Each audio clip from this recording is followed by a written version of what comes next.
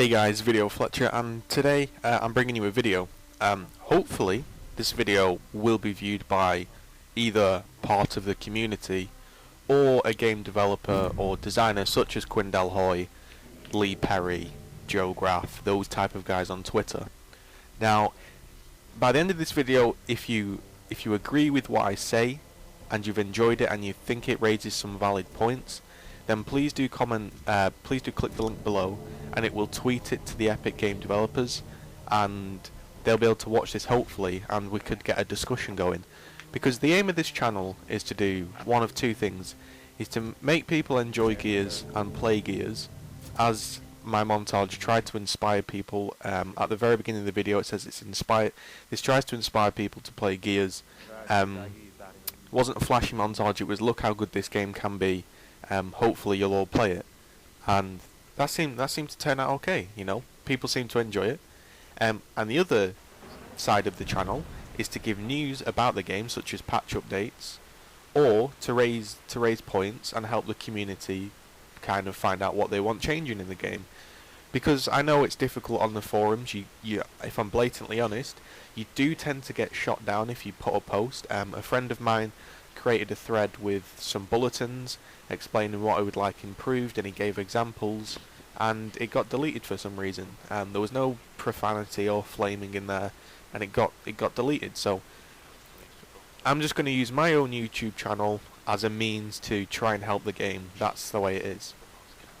Now, the issue we're raising today, and I'm going to be doing a few of these issues over the course of the next week or so. I don't want this channel to become moaning. This isn't moaning. This is just me trying to help the game out. So hopefully you are watching if you're from Epic, and if you are, then thank you for taking the time to watch this. Or anybody from the community, thanks for taking the time to watch this. You notice when we loaded into the game, we're playing ranked, and somebody quit out, and we're playing team deathmatch, which immediately gives us a bot. Now, we joke about this as a group of friends that play Gears, but we call them like the spawn drainer. It's like, oh, we've got a spawn drainer, because if I'm being honest, the bots don't add anything into team deathmatch. In execution, in King of the Hill, in game types that aren't life dependent, where your life doesn't affect your team, they are fine to be in the game. I understand why they're put in the game. I'll admit, sometimes I want to play, and sometimes if I'm in a quick match or I'm in a King of the Hill, it's kind of boring playing only bots, but that's not down to you, that's down to people leaving. And arguably, if you're playing King of the Hill execution, I would rather have a bot than have an empty space, because the bot can only do good.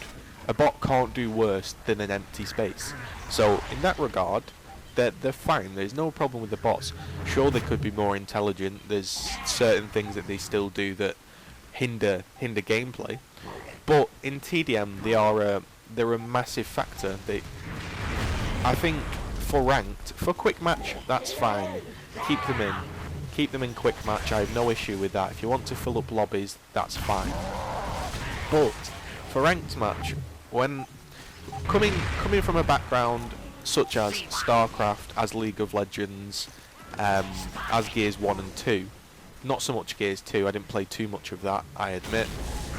Those type of PC games, COD 4 PC, those sort of games, and I'm not just saying, oh, I'm PC, because all consoles have advantages over PC, as much as people don't like to argue that point, they definitely do. But that's not the point of this video. The point of this video is to talk about bots. So I've had discussions with friends, and we all admit that there is no disadvantage to a bot being in King of the Hill and such, as we've discussed. But in team deathmatch, they really do negatively impact your team. Team deathmatch is a life-based game mode, and it often comes down to that initial push. The initial push allows you to set up. If we all initially push the digger and we win digger and incense, we can haul those power weapons that we've won back to our side of the map and begin to set up. That means that the only way they're going to claw their lives back is if they push into our setup, or you know, they make some sort of play where someone chucks some nades up and gets a double kill, anything like that. But bots do not follow your setup, as shown as an example there. It just stands still with its smoke out, and even if they aren't stood still with the smoke out, even if they are shooting, it's often the wrong weapon of choice, and they're often in the wrong position. But even such, it's not so much about how the bot's programmed. That's not the point of the video at all. It's literally just about the way they waste lives. If a bot goes 0 to 5 in execution, I don't really mind. Sure, I go, damn, we lost because the bot went negative, but we didn't really. We didn't lose because the bot went negative. We lost because we weren't playing with a human. And a bot can never be as good as a human, unless you gave it like auto aim, and that would just be unfair. So it's not a bot's fault that they're going negative, it's the person quitting in the first place. So you could argue that we need to stop people quitting. You could be doing that with an absolute massive XP loss, but for people such as myself that are at rank 100 and aren't planning on re-ing up, me losing XP doesn't really affect me. It wouldn't stop me quitting. So maybe the point is, as you notice there, he's going 0 and 7. That's half of our team's lives wasted. If we lose a round by 3 to 4 lives and a bot is going 0 to 7, that is when it becomes the bot's fault, because it's doing no good. And this isn't a one-off piece of footage.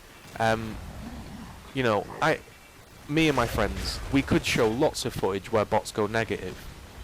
As you notice here, a bot is just in a position that no player would ever be in. As I'm watching it, no player would begin to be shot at, and no player at the beginning would go to mortar anyway, unless they were pushing heavy onto their side, or they were pushing up into grenades. All they do is they just walk. There are games where we've played and we've been behind in lives, and you know, somebody's disconnected or quit, and they've got a bot on their team. You can purposely ignore all of their teammates and just kill the bot, because the bot will be the one that is walking out, and you can snipe its head off, you can long distance torpedo it, you can lancer it down, etc. And again, this isn't knocking the programming of the bots. It's just accepting the fact that I think sometimes, if I'm being honest, you just have to accept that, okay, that doesn't work in this game mode. Like, as explained multiple times, King of the Hill quick match, King of the Hill execution, Warzone, all things like that. Maybe capture the leader, the affect it as well, because if a bot is your leader, you also have no chance, because the bot will die. The bot doesn't change its playstyle enough to be merited to be put in a life-based game mode. That's my honest opinion. We're looking here, and I'm just sat watching it, and he is going 0 and 11. That's almost an entire round that we've lost. That's almost like we are playing execution, and the other team are playing TDM. It makes it almost impossible to win a match when a bot is in the game. As explained, I come from the sort of League of Legends, StarCraft, that sort of side where ranked is very much a rigid competitive setup. Now, arguably at the moment there isn't enough difference between the ranked and quick match to merit anybody going into ranked.